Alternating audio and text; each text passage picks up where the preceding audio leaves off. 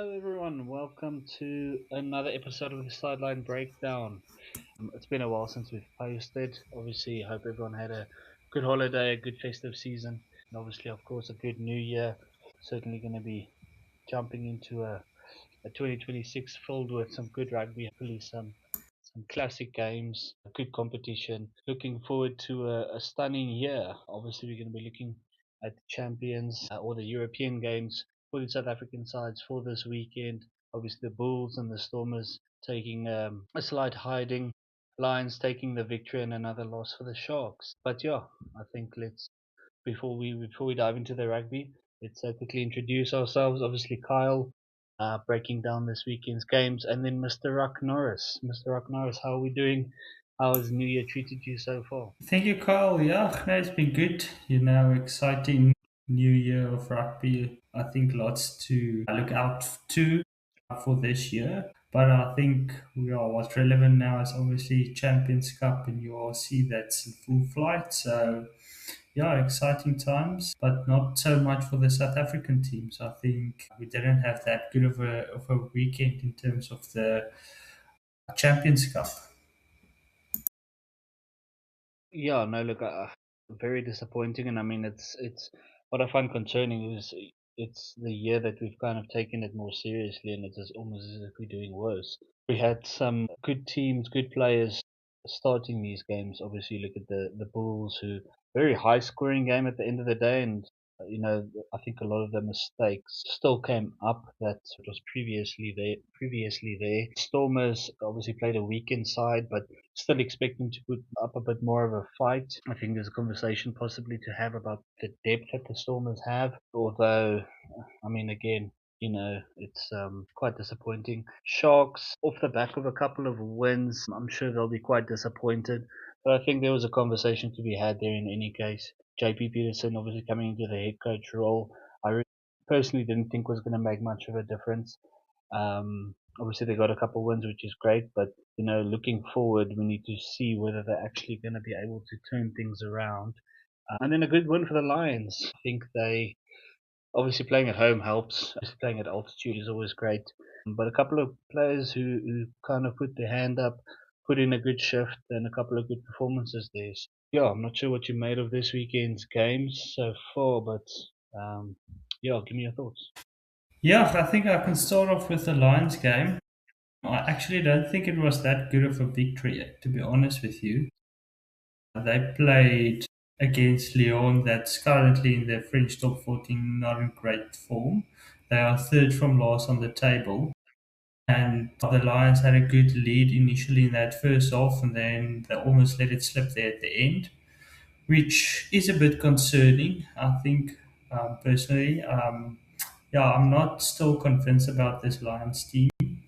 They are still too inconsistent for my liking. They're obviously good on attack, but they still lack that big match temperament, where they can close out games, especially if they have big leads. I mean, the weekend before against the Sharks, they started so good, but then they let it slip throughout the game and almost lost the game. And the same happened this weekend. So I think there is obviously a few positives. They get the victories, but also, you still need to look at those negatives because at the end of the day, it's going to creep up like with the Bulls. You only look at the positives, you made a final, but now all the negatives are creeping in. So unless they fix that, I don't see them, advancing far in that competition or in the URC. So yeah, that's just my thoughts on their game. What's your thoughts on their game? I mean, look, I hear what you're saying. I think at the moment, based on form, looking at how the South African teams are going at the moment, I think any victory is something you would take. And I think, especially with the Lions, who really don't have the depth or, like you mentioned, the consistency recently, I think just to get the result is positive. And yes, I don't think the Lions necessarily have the quality that the other teams do have. But I think there's a couple of players who really did show what they're all about. Obviously, Sekani coming in and putting in a man of the match performance. Obviously, wasn't expected to start, but managed to get himself in there, and I mean he certainly um, didn't do his name any harm or any his chances of starting more consistently any harm. Obviously, one of the standout performers from the baby box. But yeah, look, I mean, obviously in the tournament, you're not going to have the quality of teams compared to the Champions Cup. Do I think they're going to make it far? Probably not. Again, I think playing at home certainly aids the Lions, and you would expect a team like the Bulls, for example, as well, to take advantage at altitude where they're used to playing. So, yeah, I mean, I think guys like Renzo, Lekani really did put their hands up. Obviously, Kieran Horn is a consistent performer for them. But yeah, look, I think the Lions for them at the moment is about getting results, and that's exactly what they did. And hopefully they can, I suppose, build some consistency with the team that they have.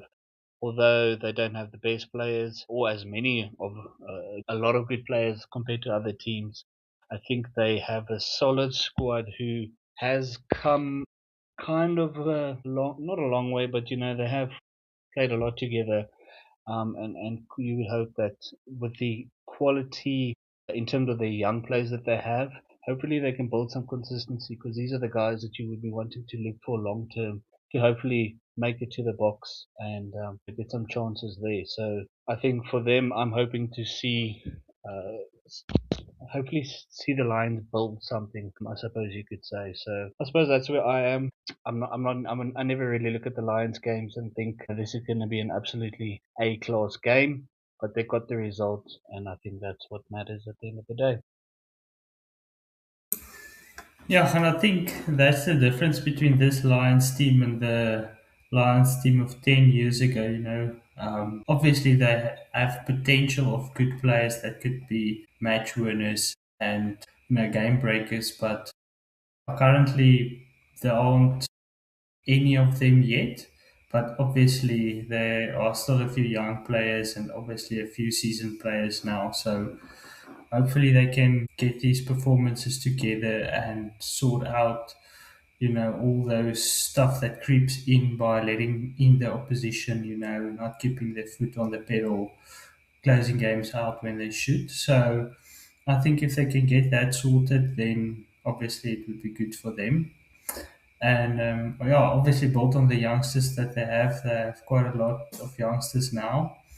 I just felt that this was the ideal game to give Hashim Peter a go, in the starting lineup, not just on the bench. So I think maybe they missed a trick there because, they've already lost two games already in this competition, so they've got nothing to lose in any case. So having that home field advantage, experienced Chris Smith outside him, it would have been good to see. But yeah, look, hopefully they will give him a chance to start sometime. I would love to see how he will do in a starting position because we've seen what he can do from the bench, but yeah, I want to see what he can do actually when he's a starting nine for the Lions.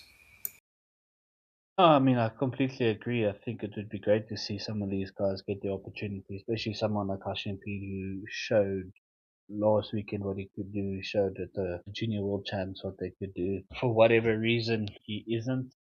I mean, we haven't really gotten any clarification on why he wouldn't be starting. What's the problem? I'm not sure if the thinking was we go more experienced in Morne van den Berg and hopefully ensure that we get the win. I mean, that's I suppose in a way you could say it was justified considering they didn't really. It wasn't a runaway game. At the end of the day, they only won by 9 points. So in a way, I think it's disappointing for us fans who want to see a quality player like Hashim Peet get the opportunity, or at least the quality player that we think he could be get an opportunity. But I suppose as a coach, you want to kind of make sure that the team that you pick is definitely gonna get you the win, or at least get you the best chance of winning. So again, disappointing for us, but we don't make the decision. And I would mention actually is I do think the Lions kind of struggle with the quality of experienced players they have. Obviously, they've got some of the country's best young players coming through, which is great. But I do certainly think they lack in good quality experienced players who have been around the block, who who really know what the game's all about, who knows the ins and outs of the scrums, who knows when it comes to lineouts, how to read the game, how to read the steals, that sort of thing. So I think that's one part of the game that the Lions are crucially missing. And I mean, if for example you look at someone like Hashim P, and I think it's something that you could consider and say, if you had a Andre Pollard on the outside, I think you'd be more willing to give someone like Hashim Pete a chance because the combination of Andre Pollard, two-time World Cup winner, experience, knows the game, knows more how to control the game than someone like Chris Smith. I think you'd be more willing to give Hashim Pete a go rather than sticking with Morne van der Berg and Chris Smith as a combination. No, definitely, I agree with you on that. Speaking about experienced players like Andre Pollard and so forth, one thing that I picked up this weekend is the Springbok players playing in the different teams that's not performing. That's a big issue currently, especially if you look at a guy like Andre Pollard. Currently for me, he's not knocking on the door or even kicking the door over to say that starting position should be his. Obviously, I know the Bulls are struggling as a whole as a team, but he's not doing them any justice or himself doing any justice. I mean, if you compare his performances to Sasha's a mile ahead currently based on form. But yeah, it's not just him. I think it's all the Springboks overall in the Bulls and Sharks teams that played over this weekend. I think they are just lacking that performance, which could ultimately be detrimental to the Springbok scores. So I don't know if that's a cause for concern. What's your opinion on that? No, I 100% agree. I think you could, if it wasn't the Springbok players playing, you could try and make an excuse to say that it wasn't their best team or the Springboks weren't playing. But I think the biggest problem is that you look at the Bulls team. I mean, there was 10 Springboks in the Bulls team, and you see the quality of performance that they put in was quite shocking. And I mean, we've had this conversation of, is it a mentality thing where they really want to play for the Springboks, and when they come to their unions, it's just not the same anymore. You look at someone like Volkulo, who, I mean, he scrums guys away, for fun. He can probably take on a whole scrum. If he has a Springbok jersey on, he can probably take on a whole scrum by himself. But it seems to be when it comes to the Bulls, he does struggle a bit. And you look at last season where he was absolutely dominating. He got his Springbok call up, and now it's kind of looks like he's kind of dropped off. And I take another example, and I'm not saying that this is what they are doing, but someone like Oxen Che, who you would expect to scrum every single player that he comes up against, you expect him to scrum him away. But I've seen him struggle in games when he's playing for the Sharks, where playing for the Springboks, he doesn't scrum against some of the best tight ends in the world. It's a weird thing that's going on, and like I said, I'm not sure what it is. And the thing is, you can't even say that it's the guys that he's playing with, because Volku, Gerard Steenkamp, and Johan Grobbelaar are both Springboks. Bongi Mbonambi and Vincent Koch that Oxenchair was playing with are both Springboks. So that's not really an excuse that you can make. You can't even really say that the guys behind them are worse, because Kobus Visa, Ruan Norkia, Springboks, Eben Etzebeth, and who did they have playing with Eben? Emil van Heerden. Yeah, but I mean, it's really not that massive of a drop off. So the excuses aren't really there, and it is quite a big concern to see that this is what's happening when they go to play for their unions. Yeah, and I think if we look at that Bulls game, I think the only two Springboks that really stood out for me was when Gerard Steenkamp came on in the second half. He really put in a performance, and obviously Ronald Kia, being the captain as well of the Bulls, he also, put up a great performance. But except for those two, I think the rest of the Springboks in that team put in really, average performances. So it's really concerning from a Springbok point of view, especially the way that Tando Pollard is playing currently. Obviously, his goal kicking is where it should be. There's no issues in that, but just his general play, his decision making, his general kicking, it's not where it should be. And I think that's actually the most important part of the game is for him to be the general, and he's currently not doing that. So that's concerning from a South African point of view, and then from a Bulls point of view, you know, is your big money player, you should, fulfill that role, and he's not doing that. So where to from now? I mean, He's not performing. Billy LaRue isn't performing. So where do you go from there? You know what? Look, I think Vanilla has always been a problem, and I mean, I'm saying that over the last couple of years. I'm not only saying recently for the Bulls. I think his game has fallen off quite a lot, and I think this weekend he had a couple of good moments in terms of his general play. Obviously, you know, he knows when to come into the line and plays that kind of second fly half position, but his general play is quite shocking. I mean, his yellow card was absolutely brain dead. I think he got the similar yellow card. Was it last weekend or the weekend prior? He got a yellow card for the exact same thing. So he does stupid things at times. His defense is quite shaky, extremely poor. He's scared to go in for tackles. You know, he never gets injured because he never goes. He doesn't want to. He doesn't like the physical side of the game. I suppose I think that's how that's what Valila is at the moment. But I would say on Pollard is I agree that he hasn't lived up to the hype that obviously, you know, coming back to the Bulls, we all thought, great, you know, we need a fly off, so it's fantastic. I do think he's provided more stability compared to someone like Keegan Johannes, who obviously isn't that. And I do think the problem is the Bulls in general are struggling.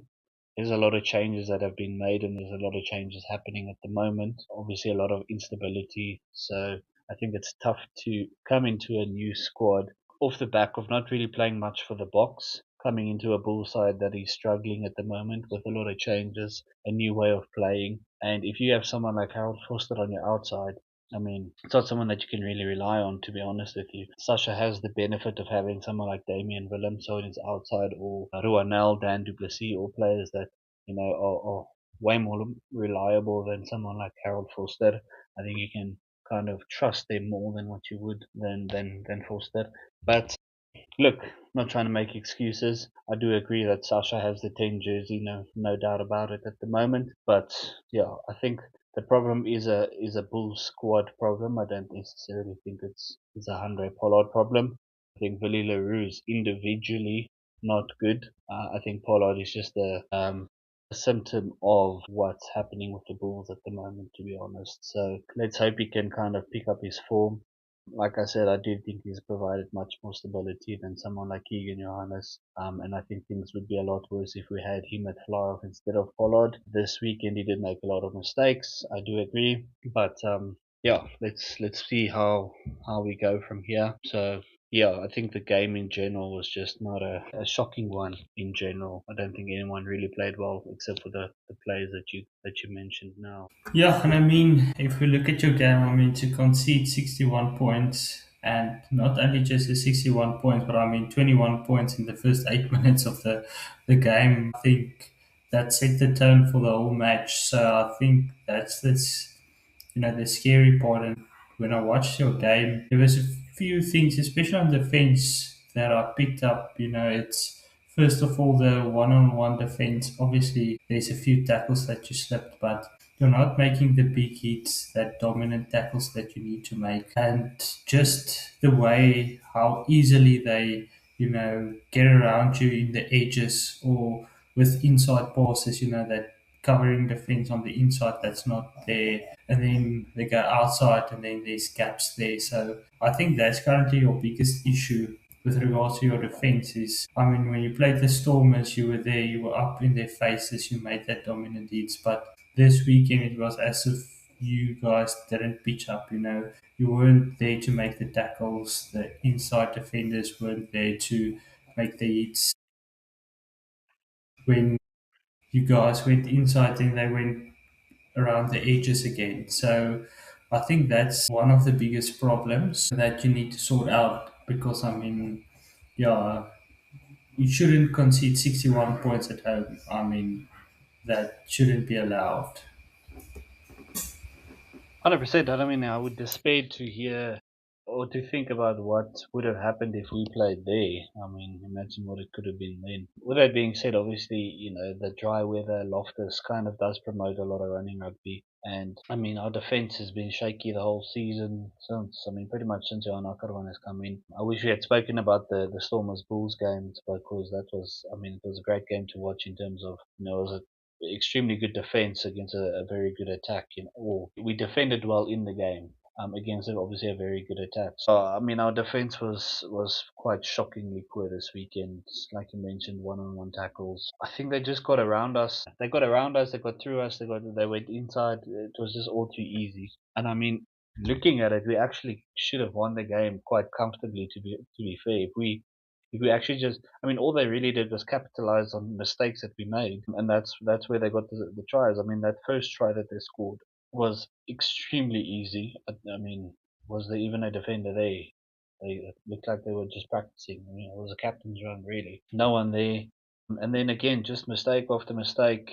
And, we kind of had some momentum. We make a mistake. Embrace Papier, for example, after we scored the first try, kind of skies his kick, doesn't go far. They get a penalty from the kick because of the obviously not retreating, go to the line, boom, score a try. We then go and score another try. What do? They come back and score again. So, I mean, it was back and forth. It was quite entertaining to watch, but quite frustrating at the same time. But our defense is a massive problem. It was almost like a game of attack versus attack. It was like, okay, let's see who can score the best tries, kind of thing. So, look, I'm not sure how long the coaches are going to be involved at the Bulls. Obviously, I heard Felix Jones is going to be there, or was at least there for this week. I'm not sure if who's going to be involved again, if they're going to be involved again. But our defensive structures desperately needs a shift. But I mean, with that being said, what I would say as well on that is it's almost as if our players can't read what's happening. No one sticks with their man, and no one sticks in their channel. They kind of see someone making a run, and then they move towards him, and all they do is they play the ball behind the back, and boom, they're in. It's as almost if, and I couldn't remember which try. Oh, it was that wing, that Fijian wing that they have, where they kind of all they did was make a couple of centers make inside runs. He came around, popped behind the back, and they were outside our. I think it was Sergio Peterson. David Krill was marking that runner, and Sergio Peterson came in on him, and then easy ball behind the back in for the try.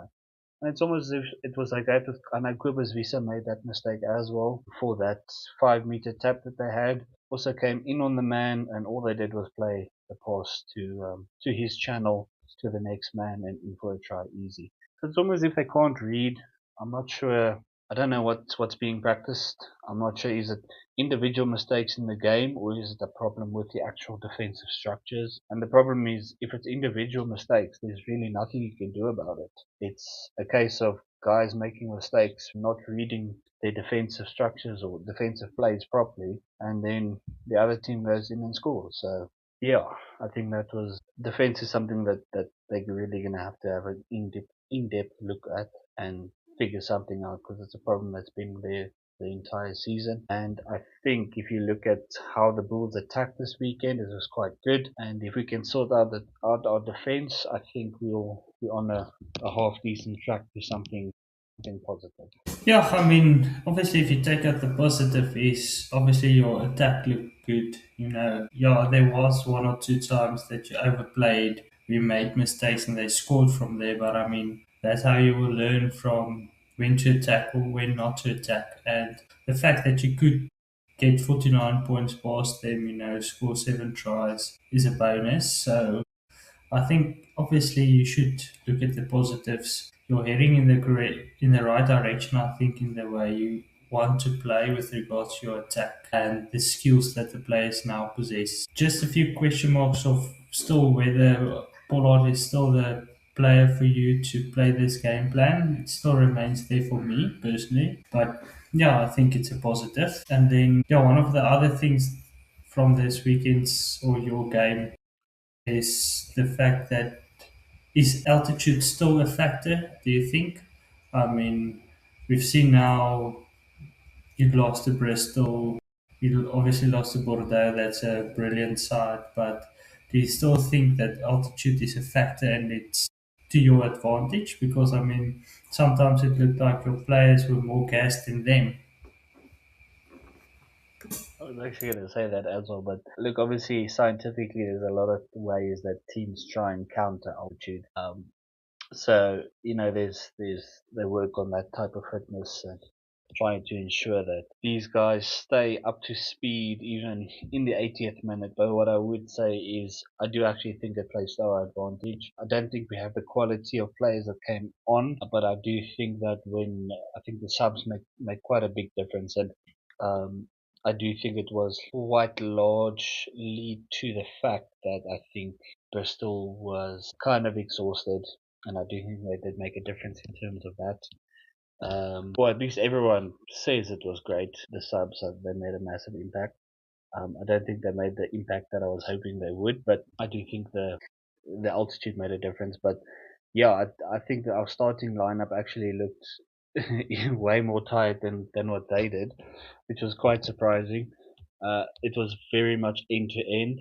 And look, I think that's the type of rugby that Johan Ackerman wants to play. I mean, you see guys like Billy Leroux and Andre Pollard not really kick, even when they were in their 22. So I'm not surprised that all the players look extremely tired, but I do think it's a case of the Bulls. I don't think are used to this type of gameplay, so I think it's going to take some time for even them to get up to speed with a constant running back and forth, not really kicking much.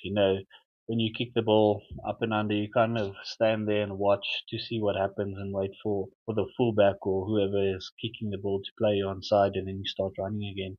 Where I think it's now a case of okay, we're gonna start running, and the Clark or Willie or whoever's gonna counter attack, you need to be there at the next truck to make sure you make the clean, and then when they get up, you need to make sure that you're there with the next pod or you in your position as a backline player. So yeah, look, I do think altitude at the end of the day does still play a role. It is very difficult. The air is very thin, especially for teams who aren't used to it. But yeah, I think it's also a case of the Bulls still need to catch up as well. Yeah, for sure. And I think just last mention that I need to make is Jandre Rudolph. Obviously, the Stormers game, he was your best player, and I also think he had a good game again this weekend to follow it up, that Stormers game. Yeah, I think he's really a good quality fetcher. Whether he's eighth man, I don't know, but I think he's a good fetcher and he obviously brings a lot to your side and the way that Ackerman wants to play. So, yeah, I think he had a good 2 weekends in a row. You know what? I might say something controversial now. I do think he had a solid game this weekend, but I don't think he was particularly great. People are kind of overhyping again, in my opinion. I do think he's actually pretty decent over the rocks, and obviously he works very hard. But I think he made a lot of mistakes as well. Mistakes where we were in half decent positions. He scored the try and had a good little, flick, if you can call it that, whatever it was, to Stringino Jacobs, so he could get his in for his try. But he knocked the ball on quite regularly. So yeah, but look, I'm not trying to take anything away from him. I do think he's actually been a pretty decent signing, although I wasn't particularly thrilled about it. And I think he's actually Marco van Staden should be our specialist fetcher, but it seems like John Ray Rudolph was doing more of that job than Marco van Staden. And I think a conversation, it's actually something I wanted to mention now when it came to our, I couldn't remember what you mentioned, but it was something that you mentioned now that I thought, we've got John Ray Rudolph, who's obviously in for good form, Ulrich Lowe, who's for one of the best flanks in the country, and Marco van Staden, who's a Springbok, and we couldn't really dominate in any of the tackles. We couldn't dominate physically, really. And I think Mark van Staden is actually an interesting conversation to have in terms of form because I think he's been quite poor recently. No, I definitely agree.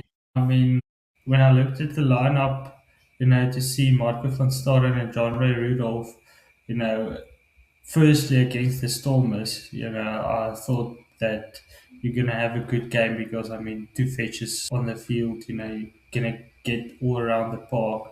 Same against, this past weekend, but Marco didn't, perform as well as anticipated. So I think his form took a bit of a dip now, and I'm not sure why. So he's not competing at the breakdowns. He's not making that big tackles as we used to. His nickname is Escom.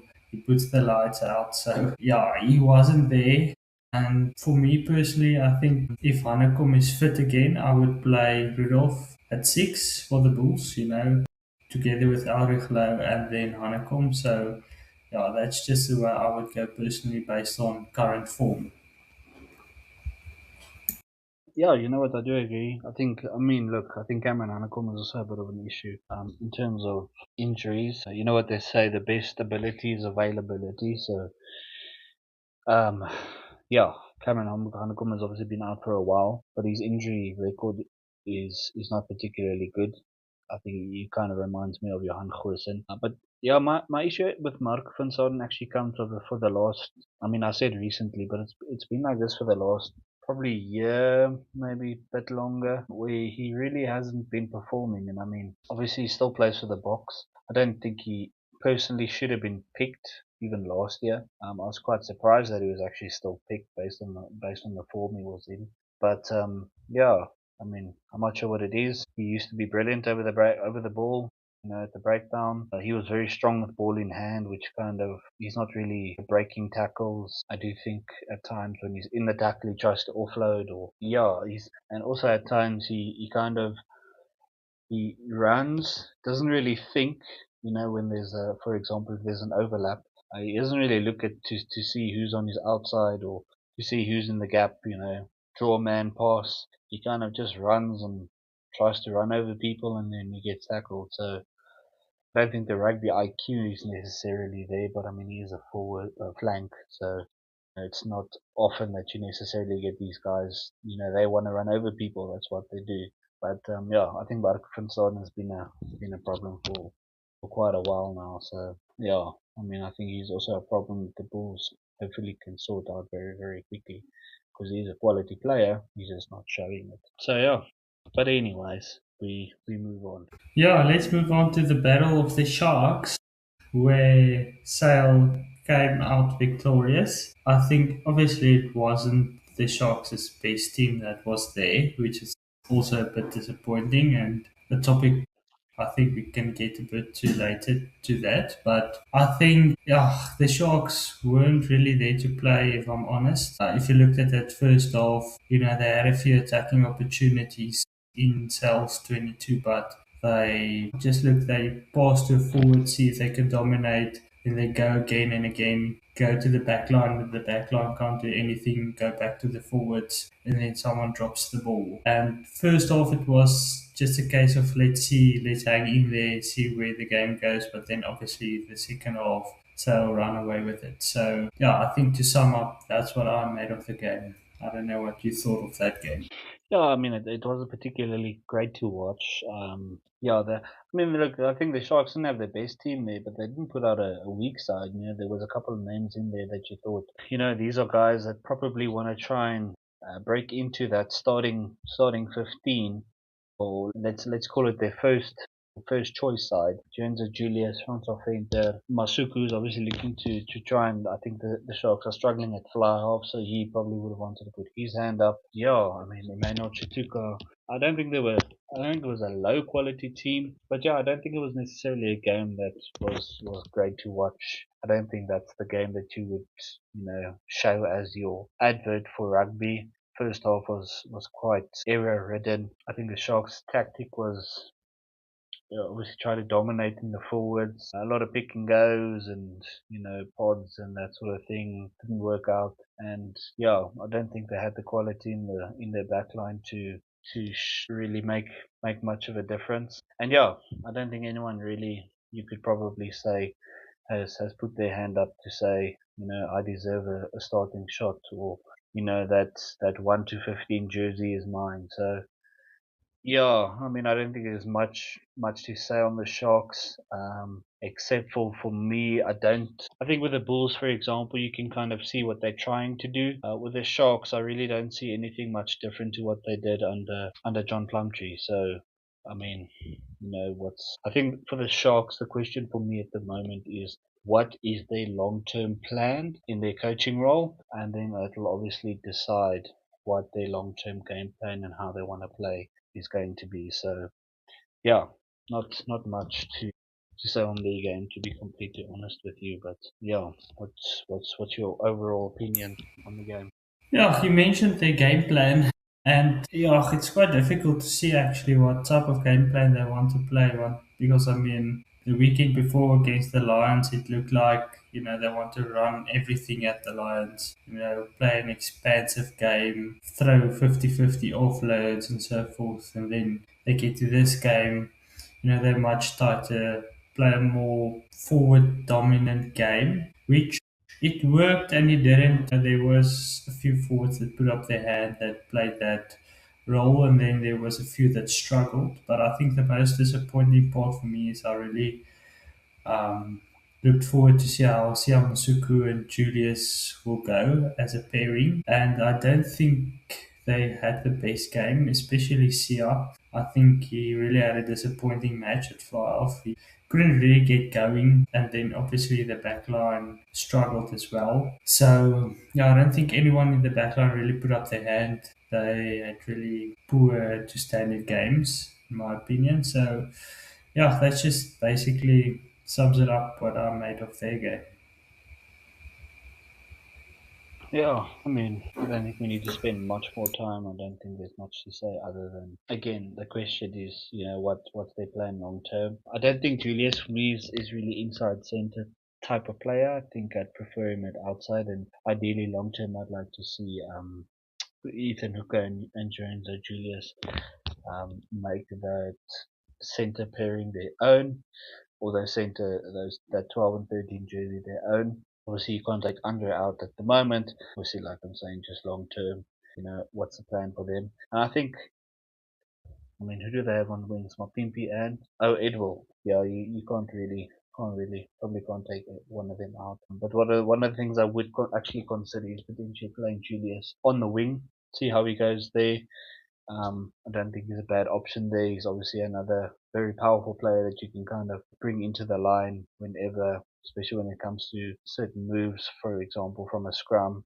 Obviously, just to get that gain line. I mean, imagine you have someone like Ethan Hooker, Andre Esterhuizen, and then Lorenzo Julius running at you, and you don't know who's going to get the ball. I mean, it's quite dangerous. So it's actually something I would possibly consider. But yeah, in terms of the game itself, not much else to say, to be honest with you. Yeah, I think we can then move on to the last game of the weekend, which was Harlequins Stormers. Harlequins going on a ramping victory. I mean, 61 points to 10, that's quite convincing. And the Stormers losing their first match of the season. But yeah, I mean, just to start off, I don't think it's obviously the best Stormers team that was sent to London to play the Harlequins. I mean, obviously Damian Willems who was there in the back line and then Jason Dixon in the forwards. So except for them, it was pretty much the fringe players, the bench players, and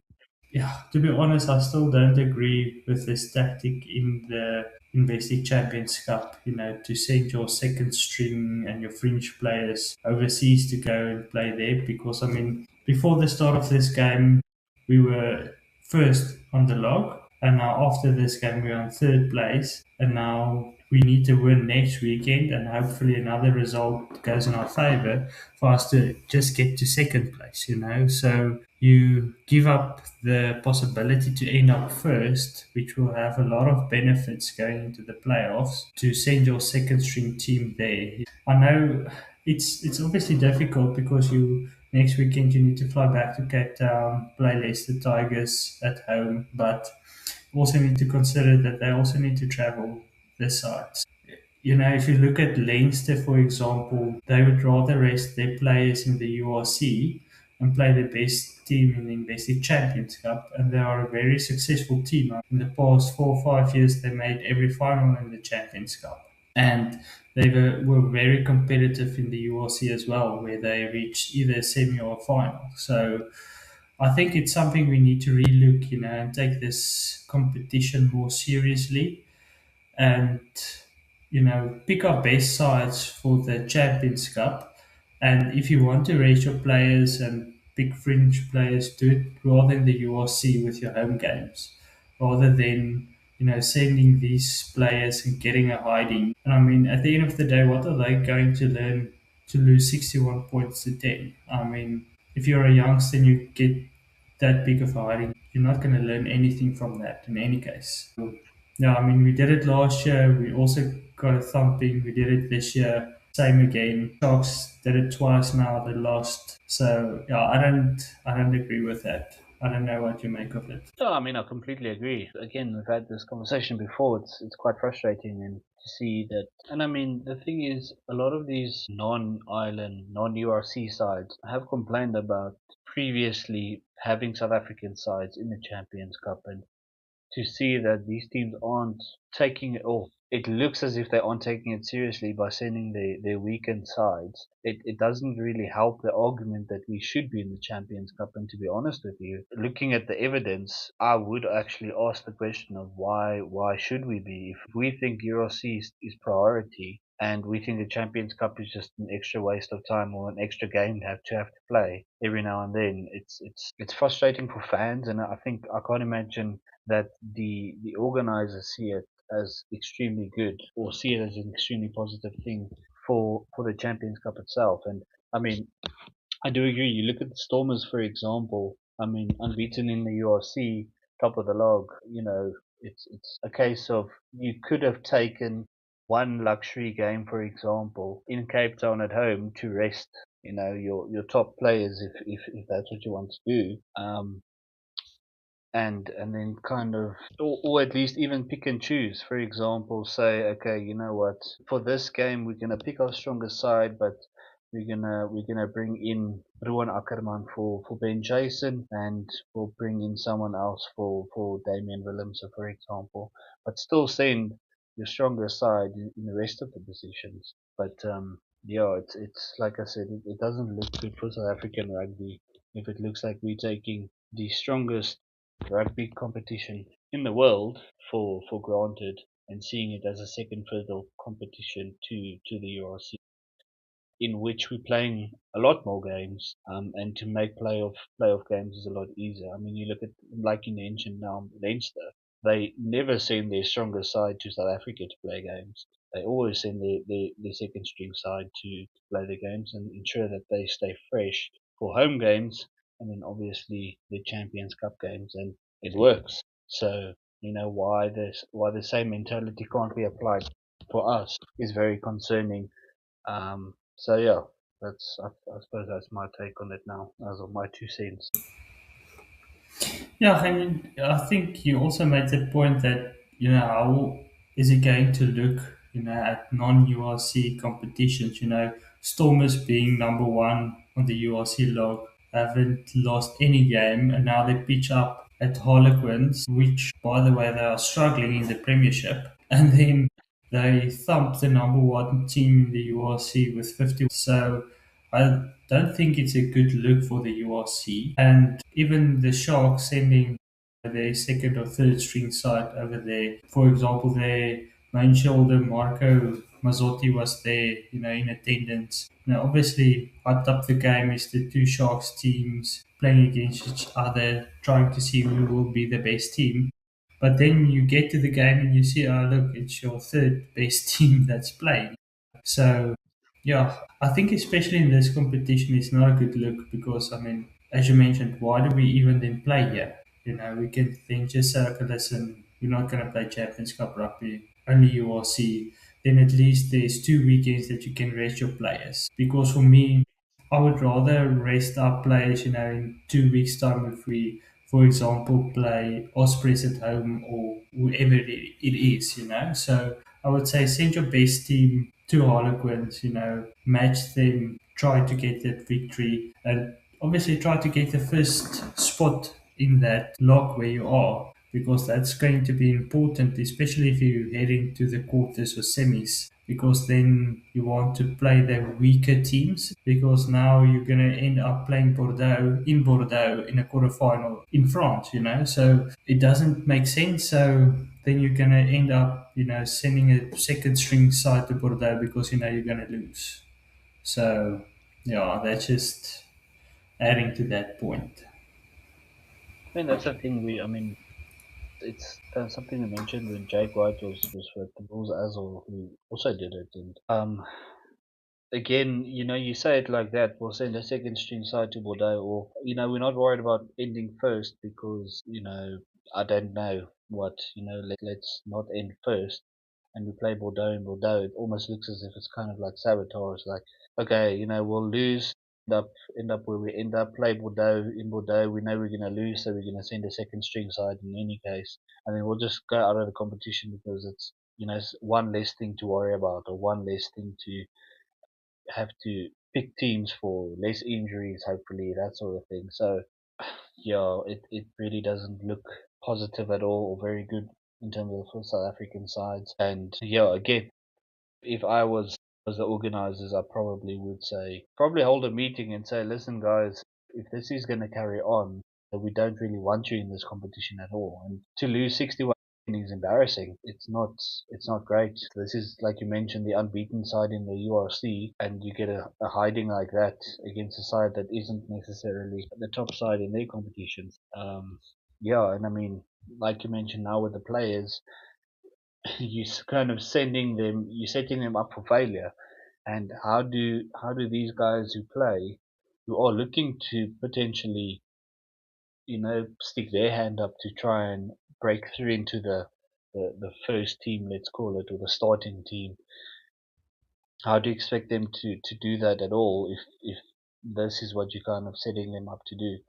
If I take, for example, what I would do is, have Suzy Sunday as your backup, and then just change Zachary Porton and Netland Forshia and give them games. So one rests 1 week, the other one plays the next.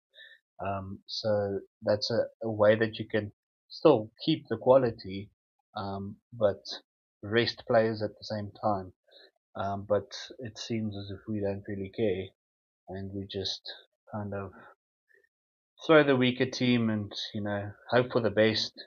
Let's hope there's no injuries to our good players, and then that's it. I mean, to pick Damien Willemse and Ben Jason Dixon, that's pretty much your only, or Warwick Holland as well technically, and as your only actual starting players is quite shockingly poor, to be honest with you. But yeah, I suppose we'll see what they want to do moving forward. Yeah, and I think to get to the Stormers game, the first point I want to make is obviously we've spoken about this before, but Devil Divenocher, I don't think he's on the standard, to start or even be on the bench for the Stormers. He's just too slow at the breakdowns. Firstly, to get to the breakdowns, and his decision making at the breakdowns were not good. I mean, how many times what did he just stand there and wait for clean ball instead of just get that ball out there and then play it, or we chose to pass to the fly off and try to attack, where we should have just clear our lines or give the box kick, or we gave the box kick but there was no one in front of him to block the positions. Yeah, I don't know why Dobson still persists with him. I mean, it would have been more beneficial for the Stormers to start Imad Khan, youngster, and give him the opportunity and see what he can do than to start Evil Devenach and, get this beating that we got. And we also don't have a proper number four lock still. I mean, the Connor Evans thing is still not working. No, I don't know why he still persists with that. We missed a proper eighth man. Still, I don't think. Yeah, apart from Evan Ruiz, we don't really have a proper eighth man um, that's fit. So I think we missed like the type of player that Evan Ruiz is. He can be physical, he can be quick, and we didn't get that today.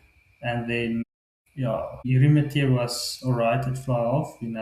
He tried his best. But yeah, I think apart from that, yeah, there was no real standouts for me. And obviously, I think we missed Paul de Villiers. Except for Paul de Villiers, we also don't have another fetcher in the team. So, and that's really frustrating, and it just shows what big of a difference he makes in a team. I mean, I think that's the worst thing about it is 2 points is that you send your second string side, yet you aren't sending any youngsters who we hopefully could possibly see one day make it big, or at least be a consistent performer for the Stormers. You're picking the guys like Gerald Dibbenhager, Connor Evans, who obviously hasn't worked out.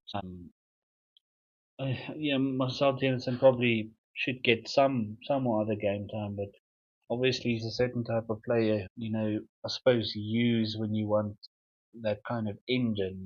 I think it's a difficult game to really break down because it was a second string side that got a hiding. I mean, you can't really look at any of these guys and say, you know, you should be knocking on the door, or you should at least get a start or get an opportunity, or it's not any of your big name players who you can say, you should be out of the team because you haven't been playing well, that sort of thing. It was kind of a dead game, and I think that's the most disappointing thing is we sit here, or at least I do, and think, what can one take away from this game other than your second string side got a hiding? Um, like I said, there's no players that I think should be knocking on the door, and I don't think there's any players who you can say should be dropped. For example, Damien Willemse, you can't really judge him on this game because who are the guys he's playing with? And the same thing with Ben Jason, Ruben van der Erden, and then vice versa, guys like, I suppose Tennyson, you can make an argument, Hartenberg, who's coming back from injury, how do you judge him on this game other than, you know, he's an injured player who probably should stay where he is kind of thing. Can he say, take for example Similani's place? I don't think you can really say that, and we have our opinions on Similani, who don't think necessarily is the best. But again, how do you make that determination on this game? And I think that's the most disappointing thing, in my opinion. So I'm not sure what your stance is on that. Yeah, no, look, I agree with you, and that's just the difficult part and the point that I'm trying to make. But say the South African team sending their second slash third string sides overseas is there's no real positives you can take from games like these. I mean, it's a 61 point to 10 loss. And as you mentioned, you can't really look into this game and say X, Y, and Z, this is where you need to improve because it's your second and third string sides. And there's also not a lot of youngsters that you're giving an opportunity. It's just that fringe players, all of them you put together in a team and you ask them to perform, which obviously they won't be able to do. So it's as you mentioned, you should have picked, your best side and then, put a few of the fringe players between them, a few combinations that you can split up and give guys an opportunity to see what they can do, let them get the game time. So, yeah, I don't think there's much anything else that I can add to that. Is it's just basically a useless game. I mean, there's nothing you can take from it. There's only negatives. So why do you even play this game? So I think that's what's making it that difficult. So, but yeah, it will be interesting to see for next week. What the Bulls will decide to do, whether they will send their best team because there's still an outside chance that you can make the playoffs. You can still finish fourth in your group if you go and you win at Pau with a bonus point. And obviously, if Scarlets lose, so then you can still finish fourth in your group, which is almost unthinkable, and you can still progress to the round of 16. So it will be interesting to see whether Johan will, send your best team overseas and try to get that victory in France, which, in my opinion, I think you should at least try and do. And then obviously yeah, Stormers and Sharks will be at home, so we would see their strongest teams. So yeah, it will be, I think, a better weekend of rugby next weekend. I mean, we can only hope. I think one thing I would mention on the Stormers is, I think when you go out to not win a game, I think is for the fans very disappointing to see that. And again, like you said, try different combinations to see whether it works. Hartenberg is, one of the players who a couple of years ago was the next big thing, and obviously injuries has plagued his career up until this point. But could you possibly have a combination of Damien Willemse and and Hartzenberg for your best team, would they work? And that would be something that I think a lot of fans would probably want to see instead of a dead game where he is in combination with Willemse, but they can't really do much because the rest of the team just isn't up to the standard. But anyways, we'll move on. I do think Ackerman will probably send his best team, or at least a very, very strong team. Guys like, maybe Volkulo, guys like that might stay. But I think in general, it will probably be the best team.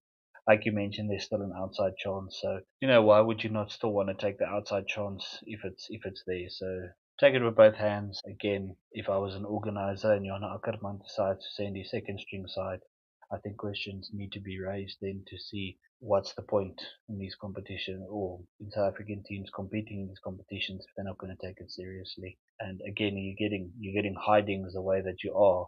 It puts into question as well the quality of the South African sides in general. So um, yeah, let's hope they can. Let's not see what we saw this weekend. I suppose. But yeah, I think if the Bulls lose next weekend, I think we're in very deep problems. Obviously, Power is not. They aren't in very good form. They bottom of the log. So the Bulls should hopefully take the win, especially if they send their best or a stronger team. All in all, let's hope for a good weekend of rugby next weekend, and hopefully something better than what we saw this weekend. Because I think this weekend was quite was quite poor. 25% win for all the South African sides, and that was just the Lions. Two teams being put 60 points past them. Yeah, it's not a good weekend for South African rugby. So let's see what happens next weekend. So yeah. Yeah, thank you for your time. It was nice catching up again with you. So let's see what happens next week. And for everyone listening out there, go like and subscribe our page, follow us, and let us know what you think about the South African team sending over their second string sides. Do you approve of this, or do you think we should take this competition more seriously? Thank you, Carl. See you again next time. Thank you, Mr. Rockanoris. See you next time, and yeah, I hope everyone has a good one. Comment down below, like you mentioned, what you think of the South African sides, and also, um, how do you think the Bulls are gonna come back from this slump? Do you think they're gonna improve their defense? And I actually want to get everyone's opinions on what do you think the Sharks are going to be doing long term. So yeah, Mr. Rock Norris, thank you. Good to catch up, and look forward to the next one.